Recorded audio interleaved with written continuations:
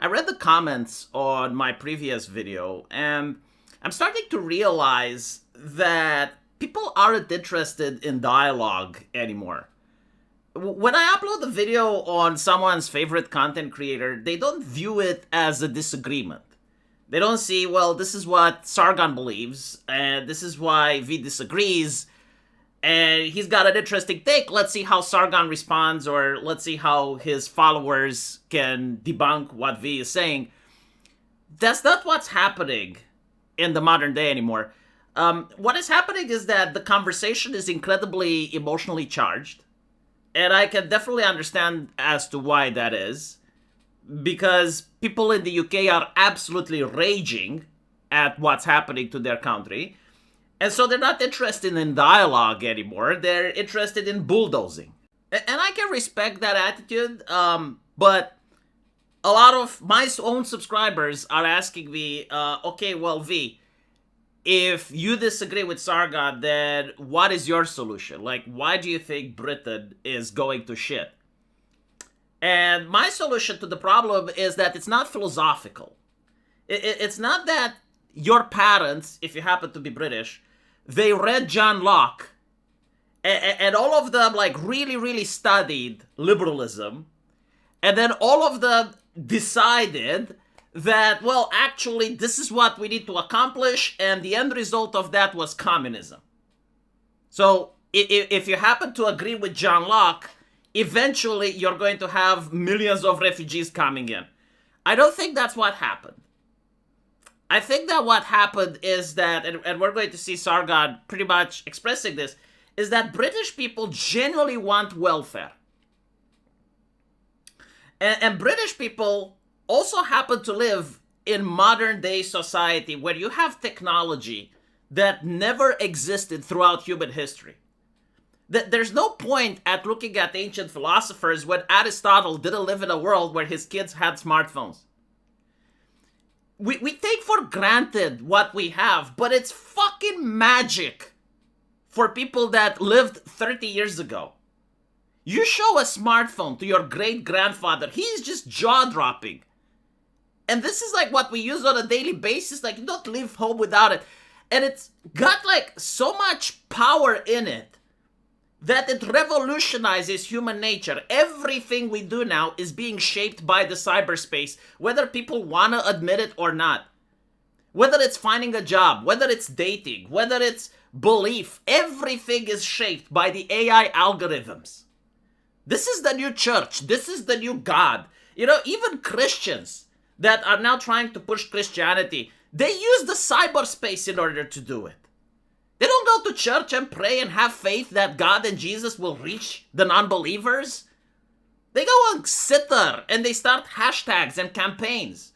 And I'm not saying that is wrong, but I am just highlighting how insidious the cyberspace is into every single aspect of our lives.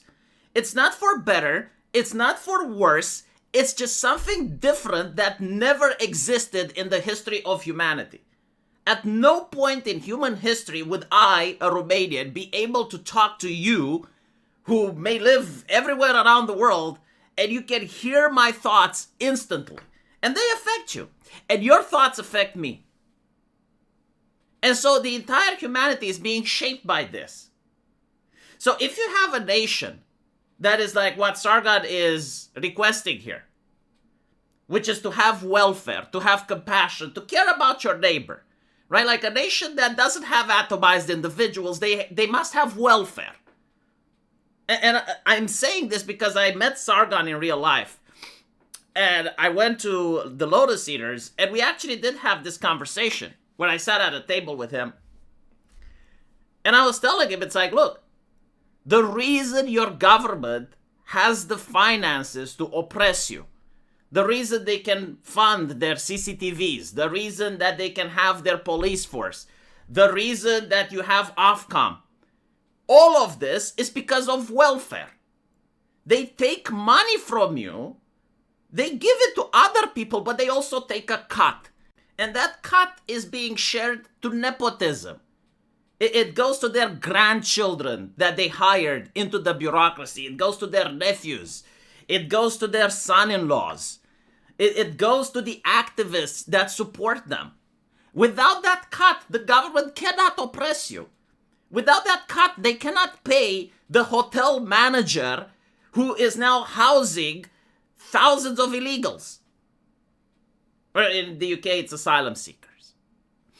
You get rid of welfare, all of this just goes away magically. And you know what he said to me? He told me, yeah, but like English people don't think like that. You can't allow an old lady to shiver alone in the cold. I say, well, that old lady should have had 6 kids. If there is no welfare, and she knows that she's going to end up shivering in the cold, she needs to have 6 kids. Like, do you see how the pressure works? Like, how incentives function? That old lady isn't guilty because she read Locke and she tried to apply liberalism. That old lady is guilty because she knew that when she's old, she's going to have welfare and she's going to be able to pay for heating because the government provides. But the reality is that it's not the government providing. It's you, it's me, it's Sargon, it's other people who actually did decide to have kids, who actually did decide to put in the work, and we're now paying for everyone else. Strangers that we will never know, strangers that we may not even want to associate with. Like, imagine, the concept. It's an old lady. It's nice, right? She could be Greta Thunberg. She could be Angela Merkel. She could be a person that I absolutely despise, and she happens to be old.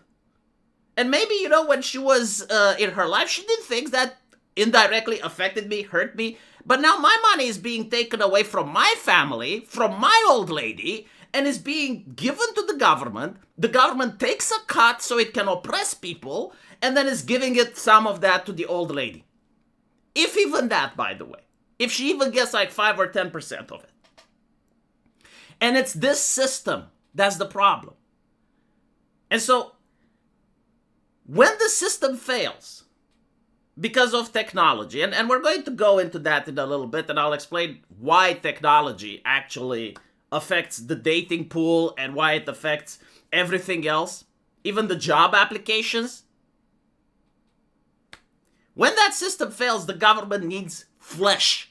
It needs new people. And so it imports people from other places. It imports children from other places.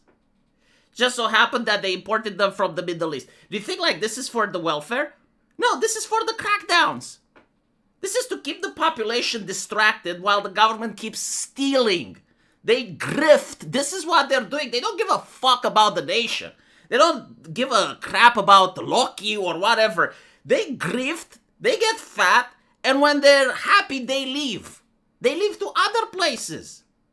They can go to the United States, they can go to Switzerland. Like, they will not live until the entire earth is a bad place. And throughout human history, that never happened anyway. So, like, if you're a billionaire, you don't give a fuck. I mean, look at Brazil. They have, like, abject poverty, gangs and shit. And then you have, like, these huge Hadrian-like walls surrounding mansions where the billionaires live there with a swimming pool and they live the fucking life while everyone suffers. If you have money, you can make it work. You can live in a gated place with security, and you don't give a shit what's outside. As long as you can grift. This is why people grift. If grifting wouldn't work, they wouldn't fucking do it. Right? And so, once you realize this, you realize that welfare is the actual problem. And welfare didn't exist the way it is now 50 years ago. You tried pushing this system onto your great-grandparents, they will call it feudalism. A lot of the stuff that we earn, a lot of the stuff that it takes our blood and sweat in order to make is being taken by the government. 50, 60%. And people want healthcare, right? And they don't want just any healthcare. They want sci-fi level healthcare.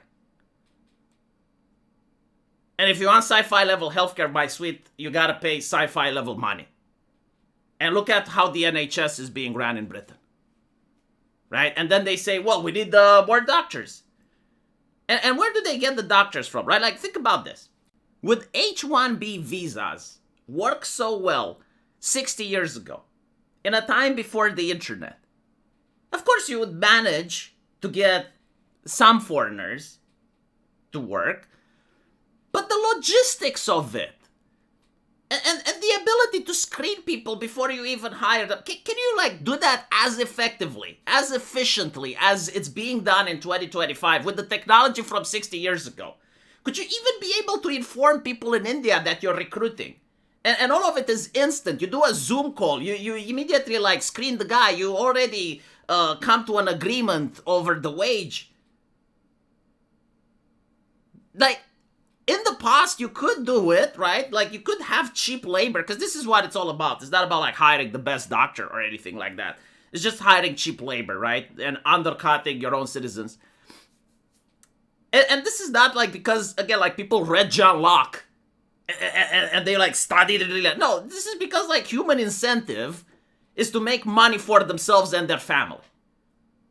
Like, people care more about their family than they care about strangers. This was always the case. And so when a person starts a business, they will obviously, like, try to make as much money as possible. So, like, undercutting the local labor, like, fine.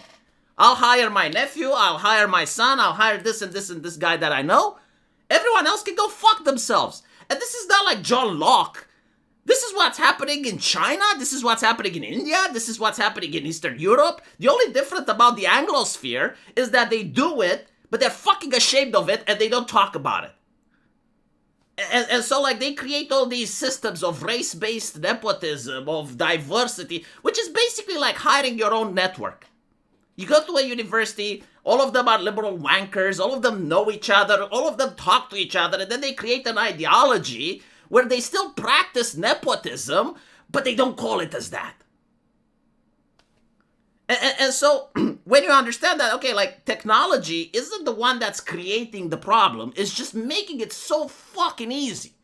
It's making it so easy to import, like, tens of thousands of people from other places that can just go in a plane, or you have, like, all these NGOs that coordinate with each other in real time using the cyberspace in order to constantly just bring waves upon waves of people. And why is this happening? Well, it's happening because the birth rates are low, right? Now, if you look at the birth rates being low, it's not an extinction level event. Human beings aren't going to become the dinosaurs. It's an economic problem. It's a welfare collapse problem. And if you happen to be in a position of leadership and your nephew works in the bureaucracy and your brother-in-law happens to work in your cabinet and you have like all of your family placed in good places, that's scary as fuck. And by the way, don't tell me that this doesn't happen. Like, pick any British politician you want and look where their family is. You know, like I keep hearing people, oh, V, you're so cynical. Okay, do this experiment. Take 10 British politicians, doesn't matter where from, right? Whether it's Labour, whether it's Conservative, pick your poison, and then try to see where their families are at. Is any one of them unemployed? Is any one of them, like, dealing with your issues? I have a feeling they're not. This is human nature. Doesn't matter the economic system, the philosophy, or anything. We're still fucking monkeys, just a little bit more advanced. And so, when you realize that they are terrified about the economic system of welfare collapsing, they need to fix it. And sometimes it can't be fixed. And if it can't be fixed, they need to import hate speech laws. They need to import crackdown. They need to raise the crime level so that people are concerned with other things. When they bring the doctors and engineers, they don't think that the doctors and engineers are going to create jobs. They think that the doctors and engineers may raise crime big enough so that they can then come up with a solution that takes away citizens' rights. That's the grift. It's not John Locke. There's no idea, like you don't even need an ideology to do this. Like, the USSR was doing it, China is doing it, India would do it, everyone would do it if they're in a position of power and they have, like, the crisis that they're dealing with, which is a loss of legitimacy. And again, like, from the medieval time period it was done, from the Roman Empire it was done. Like, they didn't have John Locke, but, like, the king understood, it's like, okay, if I bring in mercenaries, then it keeps the population occupied with other problems and they don't come after me. And I can have my reign up until I die and then c'est la vie.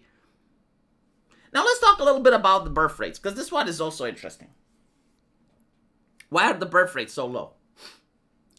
Well, first, the welfare.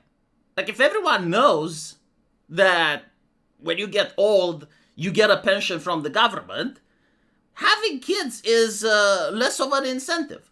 What is an incentive is to get a well-paid job so that you slave in a wage cage and then you can have the wage. That's the incentive. I mean, if you have kids, like, they may or may not care about you when you're old, right?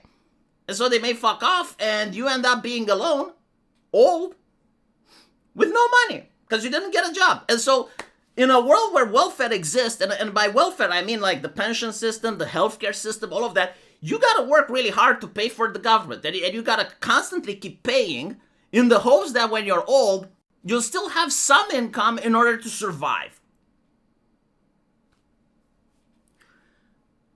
And then it's the fact that a lot of people who grew up in the boomer generation that thought like this grew up in a single child household.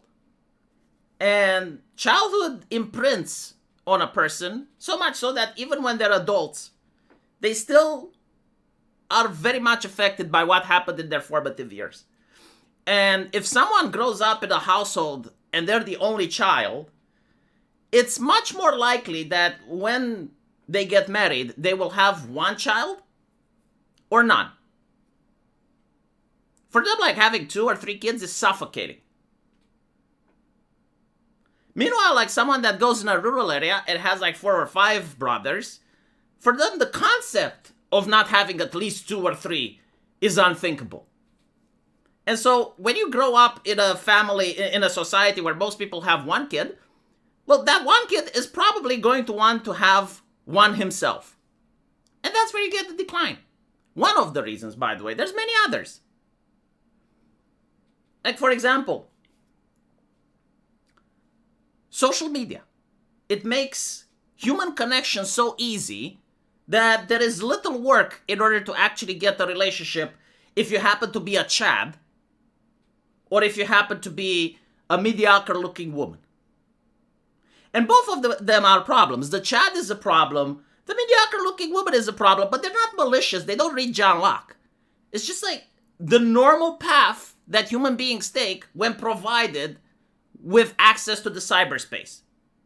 Like, these people don't plan it out. They're not like 4D chess. Like, have you seen most women? Do you think they play 4D chess at this fucking level? Or have you seen most Chads? Like, do you think they're Einsteins? No, like, what happens is just human nature taking over. So you can have, and I looked at this at the people around me. I actually hang around with women. I know how they think. And when they reach the age of 18 and they start to be interested in dating, I'm saying 18 because like it's social media, you know, I have to pretend that they don't do it in high school. But anyway, they reach the age of 18. They're interested in dating. Back in the day, you could find a date through your social network of friends. So you'd go at a party and you'd meet someone that's connected with your social network. And so keeping public face was important because it's not just a guy. No, he is the guy that's probably the brother of your best sister's friend. He is probably connected with such and such, right? And so you have to treat the situation with more respect. And whenever there's like a problem in the relationship, people try to fix it because number one, it's about saving face. And number two, it's also about the fact that it's difficult to find someone else. Now let's apply it to 2025, right? Let's say we're an 18-year-old girl in 2025. We're not that good looking, but we have nice tits. We put a picture of ourselves on social media. Doesn't have to be Tinder. Can be any place, right? And all of a sudden, our inboxes are filled with guys. It's just filled to the brim. Is it their fault? Like, no, they're interested in dating. That's how courtship works nowadays. And so, like, we're going to look at the guys, and we're interested in having a relationship, right? We're not an OnlyFans girl or anything. We're just a normal average chick. We're interested in having a relationship. We're going to find, like, some of the guys that we like. I mean, we get hundreds, right? So, like, out of hundreds, we're going to look at the top percent that interests us, because we can only pick one. And we're going to start talking with them, right? Maybe it works. And we find the Chad.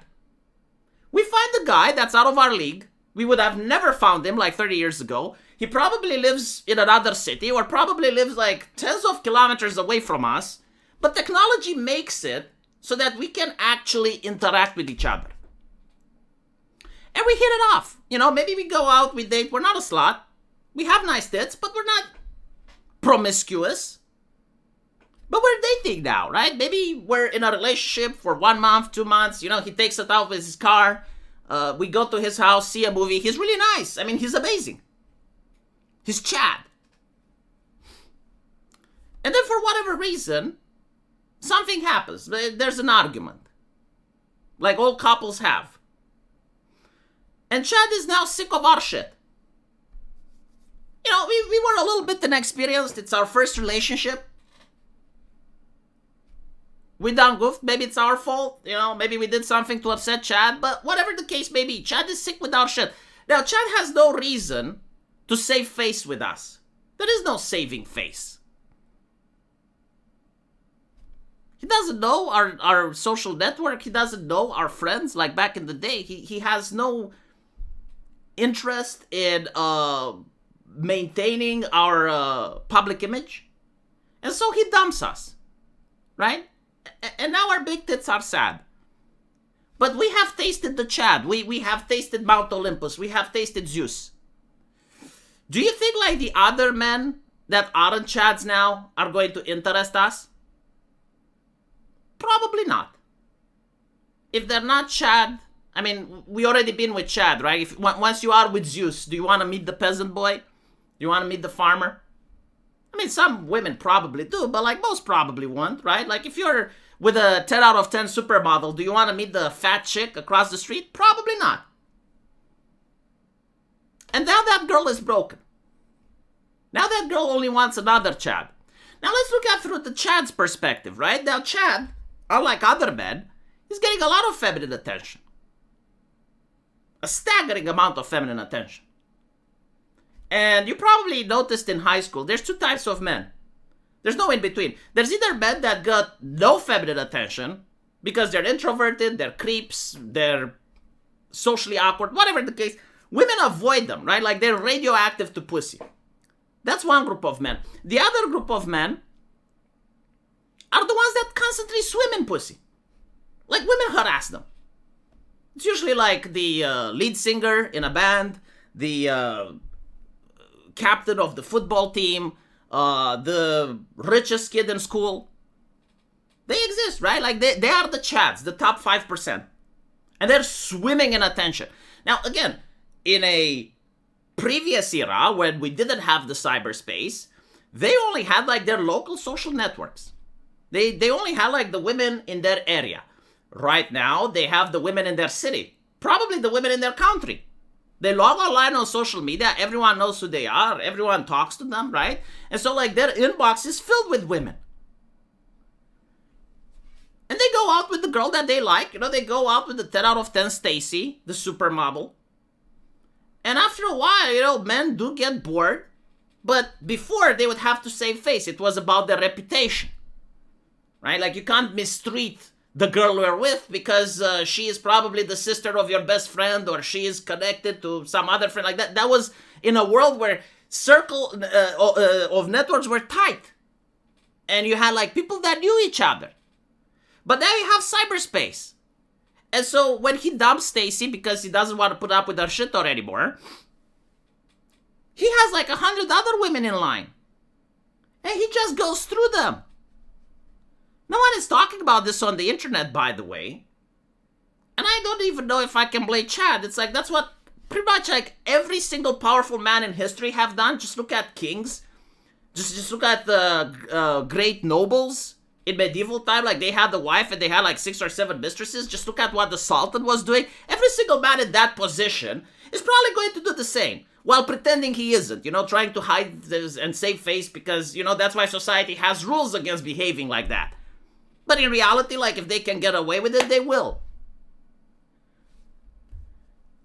Now, it's one thing when you don't have the tools and the ability to access all of these women from all of these cities, or for a woman to access all of these Chads, right? Like the damage is limited. But when you add technology in the mix, everything goes to shit. And Sargon can say, well, if only we had Christianity, right? Like, if only Chad was a good Christian, like, he would have, like, 100 women that are 10 out of 10, but, like, he clenches to that Bible, goes on Discord, talks about Jesus. I have a feeling that Chad wouldn't give a shit, though. I have a feeling that Chad would still talk about Jesus while sleeping around. But regardless, right, the thing with religion, and this one is important, and I see that a lot of people don't address it. Why is religion more powerful than any ideology? The reason that religion is more powerful than an ideology is because it requires true belief. It requires the belief in supernatural and mysticism. You need to believe that there is actually a God out there that actually loves you, and that there is Satan down there waiting with a pitchfork. You need to genuinely, unironically believe these things so that religion becomes something more than an ideology. So that Chad, when he has to deal with 100 Stacys, he doesn't think, oh, can I get around this and trick people and make sure that no one finds out? No, he has to think, if I do this, I am getting caught. Jesus is watching. Satan is waiting. And so you actually need genuine belief, not like social pressure, not like trying to push John Locke onto people. No, like, they unironically need to believe 100% that they're constantly under surveillance by cosmic forces. One force that wants them to do good, and another force that wants them to fail. But the problem is, I'm looking at Sargon, and he's an atheist, like myself. And he doesn't believe in God. And so he wants Christianity without the God. And Christianity without the God means that the rules are still up for debate. They're still up for interpretation. You still get the same system where you have, like, opinion influencers that read the Bible and basically, like, tell people how to interpret it and where to focus on and what's, like, the current issue. And people can disagree. Because at the end of the day, they're not arguing with God. They're arguing with, like, some chucklehead like Melanie Mack with the Bible. And most people can say that, well, yeah, but maybe she's not a true believer. Maybe she doesn't believe correctly. And this is why, like, Christianity alone can't fix things. And the reason it can't fix things is because mysticism has been lost. People do not believe in mystical shit anymore in the era of AI. People believe in governments now. Like, people think, okay, praying. Does praying work? Maybe sometimes. But does the government work? All the time. It doesn't necessarily work in your favor, but if it wants to fuck you, it fucks you, right? Like, if the government, like, legitimately wants to screw with a person, that person is screwed. Meanwhile, if a person blasphemes against God, how likely is it that they're screwed? They probably know a guy that blasphemes all the time and nothing happens to them. But they know at least, like, 10 other people that really pissed off the government and things did happen to them. And so this is why, you know, the modern religion is that of the government. Again, it's not because of liberalism. It's not because of philosophy. It's simply because now the government has tools to literally become like a god. Never in human history did even Stalin or Hitler or Benito Mussolini like have the ability to know what every single transaction people in their country made, what their likes and preferences are, to look at them through geolocation because they're carrying their smartphone around and be able to pinpoint with accuracy exactly where a person is. To know that when a riot happens, like, who started the riot, where they live, at what hour they're home, so that you can send the police to arrest them in the middle of the night. Nowhere in human history has this technology been available. And so is it weird to say that it actually does shape human behavior and it does influence the way human beings act? Again, I know I'm upsetting a lot of people by saying this, but I think, like, it's important for people to understand where the problem is. And the problem is welfare. The problem is technology. And the problem is you can't really put the genie back in the bottle. You can't like just tell people, okay, let's go Luddite and just like cut ourselves off from technology. Because if you actually try to do that, other nations just PTFO you. And so my advice for people is to focus on improving yourself. Focus on yourself. focus on your family, know what's good for you, and make your life around that. There were people that were successful in communist China under Mao Zedong. There were people that were successful under the Soviet Union with Stalin. There were people that were successful in every single human ideology and government and whatever. Every time there's winners and there's losers. You need to focus on yourself. Improve yourself. Find out ways to make the system work for you rather than against you. And understand that your family is the most important thing that you have. It's not strangers, it's not other people, no, it's you and your family. And someone that's not connected to you, someone that's a stranger, someone that wouldn't give you $5 if you were starving is not a person worth listening to. And judge people by their accomplishments, not by what they're saying. If you see a person that doesn't have a family, but is like lecturing you about how you should be happy or how you should behave in the society, tell them to go fuck themselves. That is not a person that wants to help you. Every single time someone tells you something, you need to ask, who benefits if I believe this? And who has to gain if I follow someone that is not going to be held accountable if I fail? That's why family is important. If you fail, your mother is affected. Now she has to suffer you because you're going back home and she has to spend her wage on another mouth to feed. She's not interested in you failing. But if you sound like Chucklehead on a Discord and he's like moralizing you and shit, if you fail, he doesn't suffer. He's not being held accountable. Anyway, I think I ranted long enough. Hopefully I did manage to spark some interest in conversation because I see that things are becoming really stale. It's almost like the same talking points that don't get any push, they don't get any challenge, and when they do, it's like either from leftist sources or right-wing debates, but like no one is actually noticing what the actual problem is, which is the welfare state, the advance in technology that is not seeming to stop, and the fact that people still don't know like how to navigate in a new environment, in a new world that our parents didn't have to deal with. And I'll end with this just so you can understand how big the difference is, right? Throughout the entire world, in every civilization, your grandparents probably chose a profession, and that was the profession for their entire life. Is there any nation on planet Earth right now, any nation, regardless of political system, philosophy, any nation that's developed, connected to the cyberspace, and has like the same system applying there? Let me know what you guys think, and as usual, I will see you in the comment section. Take care.